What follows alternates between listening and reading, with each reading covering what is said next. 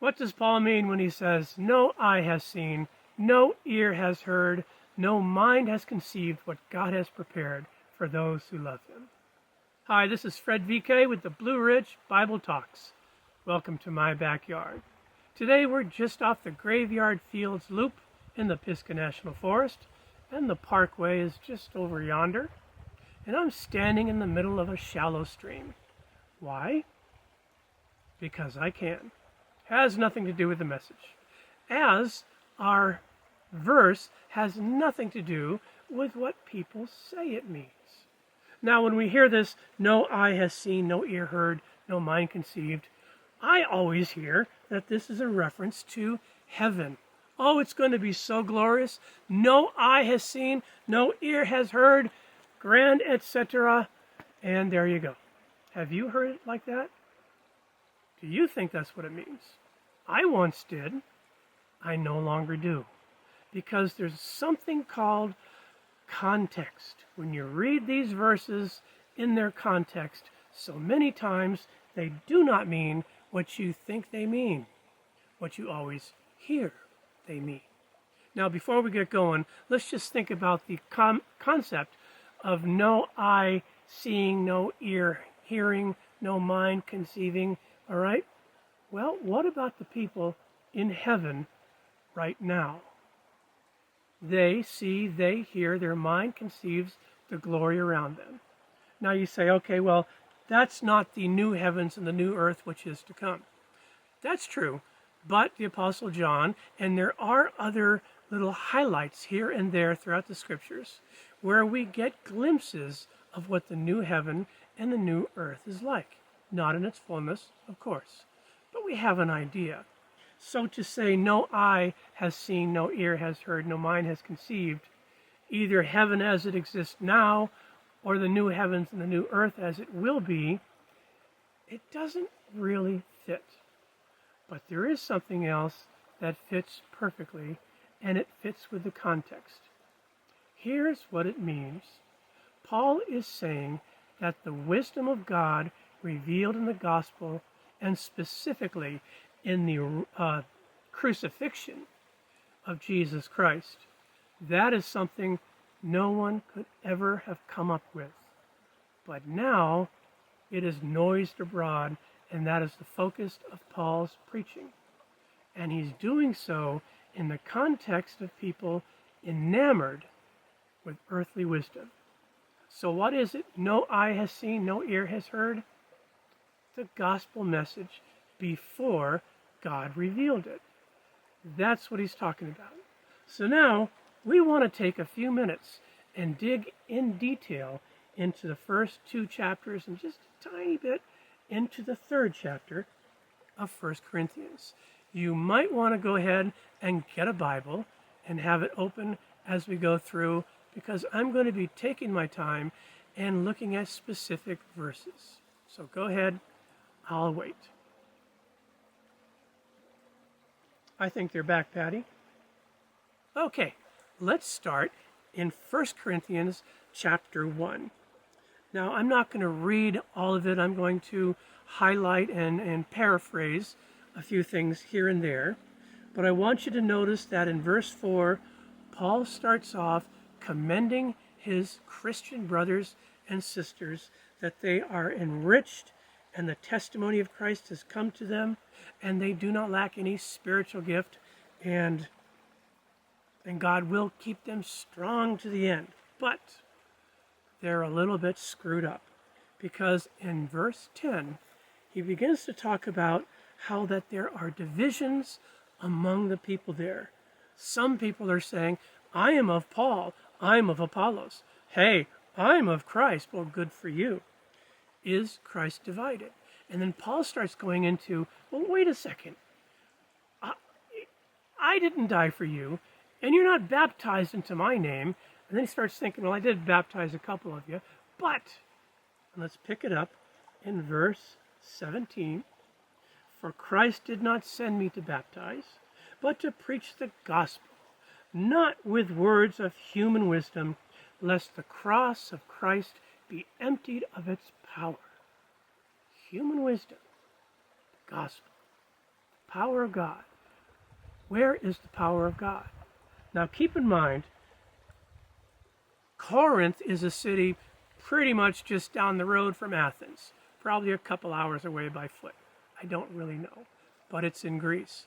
And we are just on the heels of the golden age, the age of Socrates and Plato and Aristotle and several others. Philosophy is a huge deal.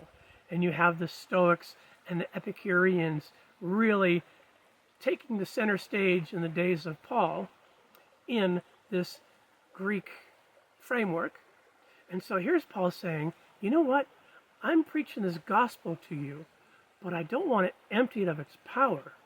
So I'm going to talk about the gospel and not human wisdom. Why is that, Paul? Verse 18. For the message of the cross is foolishness to those who are perishing, but to us who are being saved, it is the power of God. For it is written, I will destroy the wisdom of the wise, the so-called wise. I will, the intelligence of the intelligent, I will frustrate. Then he goes on in verse 20. Where is the wise man? Where is the disputer, the scholar? Where is the guy that has the wisdom more than God does? And then Paul gets a little bit, let's just say ironic. And he says, verse 21, for since in the wisdom of God, the world through its wisdom did not know him, God was pleased through the foolishness of what was preached to save those who believe.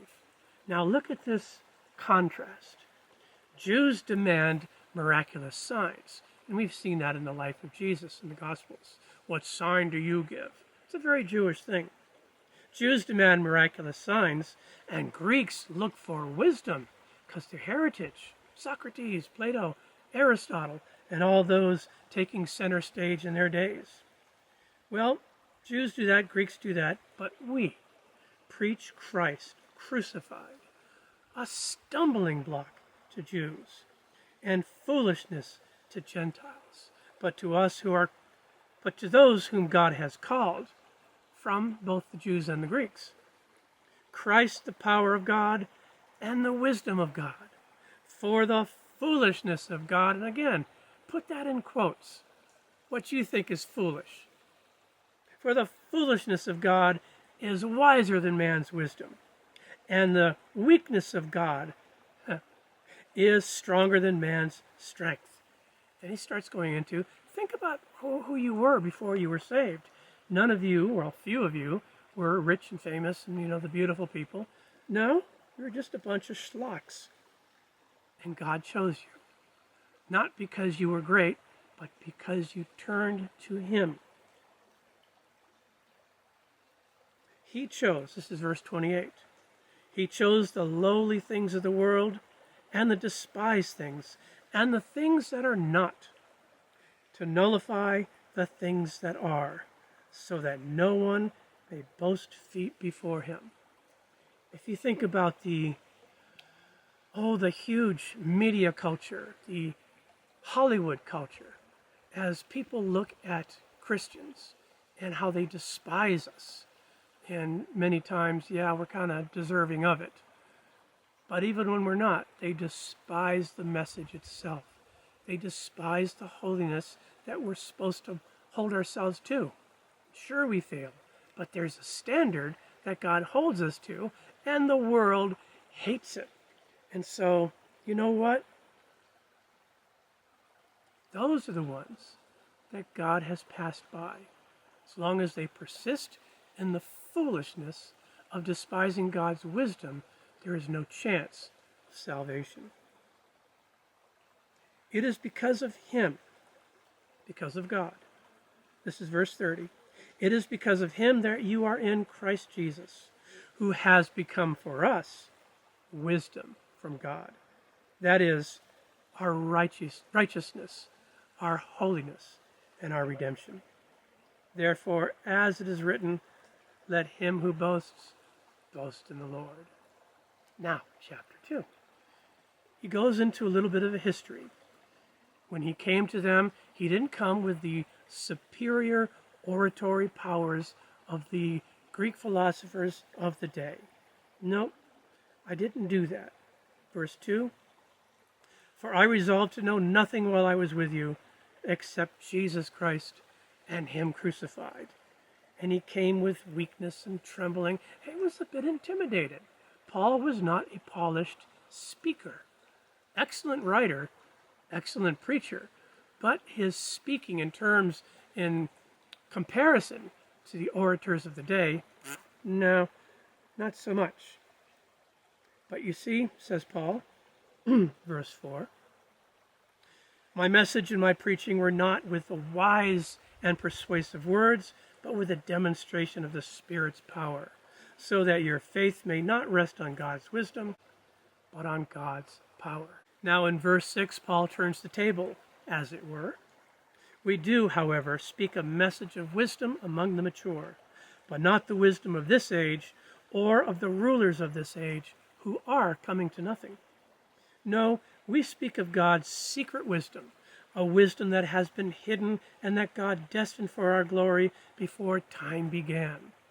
Now that is a theme that Paul will develop in some detail in Colossians and Ephesians, the hiddenness of this mystery, which is the gospel. None of the rulers of this age understood it, for if they had, they would not have crucified the Lord of glory. However, as it is written, no eye has seen, no ear has heard, no mind has conceived what God has prepared for those who love him. But God has revealed it to us by his Spirit. What is it that no eye has seen? The gospel that's been revealed. But now it's been revealed, and it's revealed by the Spirit. Look at verse 13. This is what we speak, not in words taught to us by human wisdom, but in words taught by the Spirit, expressing spiritual truths in spiritual words. And then he goes on to talk about how the person without the Spirit just cannot understand these things. You have to have the mind of God, the Spirit of God, to understand what God has given us. And this is where he kind of winds up in verse 16.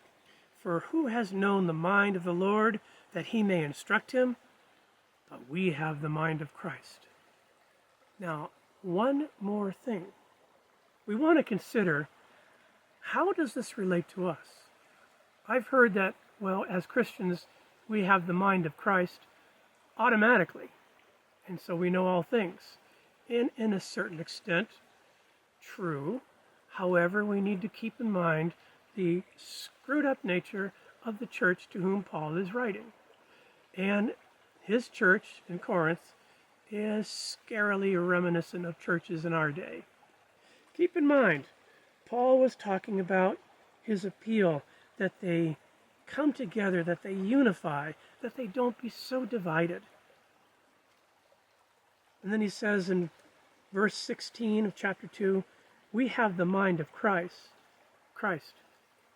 Brothers, I could not address you as spiritual, but as worldly, mere infants in Christ. There is the great temptation, you see, of looking elsewhere, of getting sidetracked, of getting, let's just say, enamored with the world's wisdom or with the party spirit within the churches, thinking, well, I'm a Baptist, I'm a Methodist, I'm a Catholic. All right, great. Christ is not divided. Well, how about I'm a Christian, but I voted for Trump? Well, I'm a Christian, and I voted for Kamala. Okay, great. This is all earthly, worldly wisdom, and it will all pass away. 400 years from now, no one is going to care how you voted. 400 years from now, nobody is going to care what denomination you're in. 400 years from now, the only thing that matters is, did you grasp the wisdom of God? Did you order your life according to the wisdom of God? Are you a son and a daughter of God Most High because of Jesus Christ and his crucifixion and his resurrection and the salvation that he gives to the glory of God. That is the only wisdom that will stand the test of time. No eye has seen, but God has revealed it. Let's pay attention to it. God bless you.